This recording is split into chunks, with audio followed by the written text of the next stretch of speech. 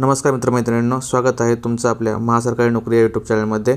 तर आजचं जी अपडेट असणार आहे ती टी संदर्भात असणार आहे। टी सक्तीचा जो निर्णय आहे त्या संदर्भात महत्त्वपूर्ण अपडेट आहे। टी सक्तीचा निर्णय जो झाला आहे त्यासंबंधी केंद्रीय शिक्षण मंत्र्यांकडे पाठपुरावा करण्यात आला आहे। तर हा पाठपुरावा कोणी केला आहे त्यासंबंधीची संपूर्ण माहिती आपल्याला या व्हिडिओमध्ये पाहायची आहे।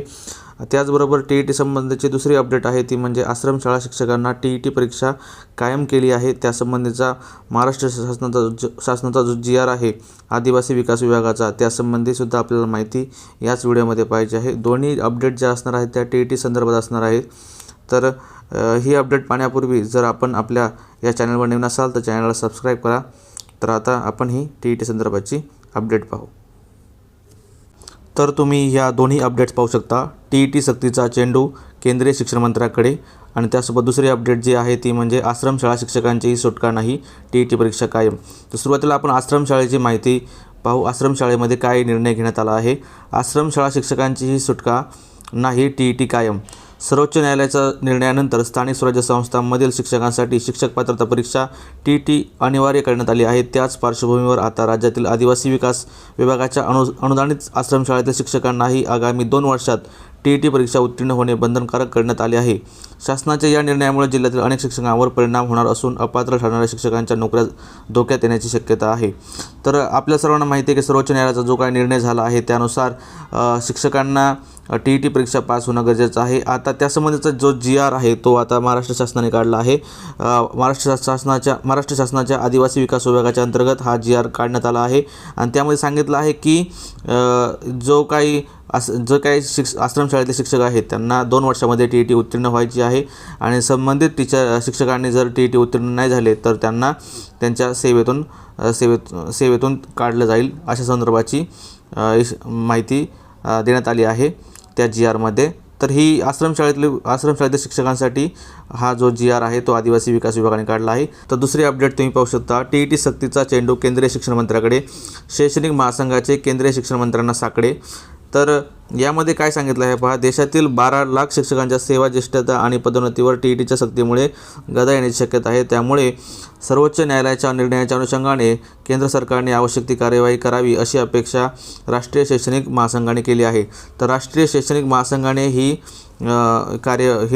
असे साकडे टी संदर्भाची जी काही सक्ती आहे ती नसावी शिक्षकांना, त्या संबंधाची साकडं जे आहे ते केंद्रीय शिक्षण मंत्र्यांना केलं आहे। अखिल भारतीय राष्ट्रीय शैक्षणिक महासंघाचे शिष्टमंडळाने केंद्रीय शिक्षण मंत्री धर्मेंद्र प्रधान यांची भेट घेत शिक्षक पात्रता परीक्षा टी संदर्भात सर्वोच्च न्यायालयाच्या निर्णयाच्या पार्श्वभूमीवर निवेदन देऊन चर्चा केली आहे।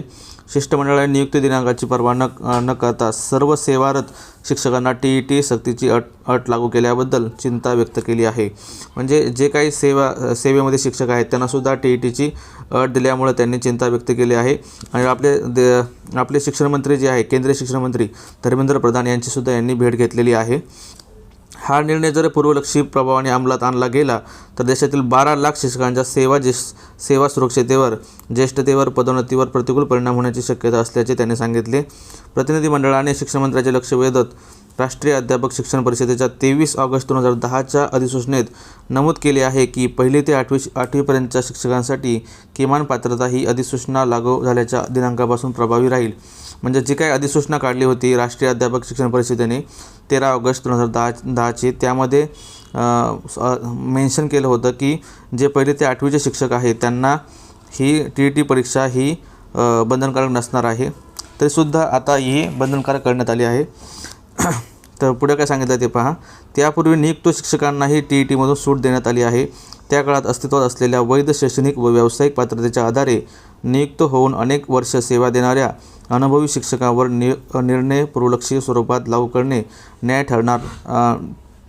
ठरणार असल्याचे महासंघाने स्पष्ट केले।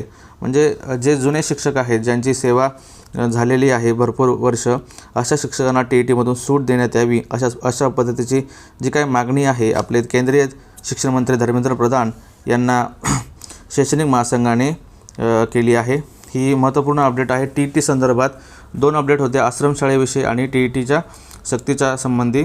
तर अशाच प्रकारच्या नवनवीन अपडेट टी CTT टेट परीक्षेविषयीच्या अपडेट आपण देत असतो। जर चॅनल नवीन असाल तर चॅनलला सबस्क्राईब करा, व्हिडिओला लाईक करा, कमेंट करा, शेअर करा. धन्यवाद.